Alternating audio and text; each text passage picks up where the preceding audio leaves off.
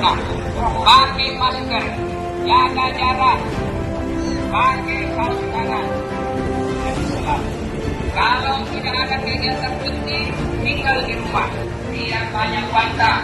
Kalau satu pegawai terkena virus, maka kenalah semua kita virus. Karenanya dimohon kebijaksanaannya, dimohon kearifannya untuk sementara waktu tinggal di rumah. Bapak-bapak biar banyak uang, banyak tabungan, tapi kalau bapak sudah kena virus ini sangat susah sembuh.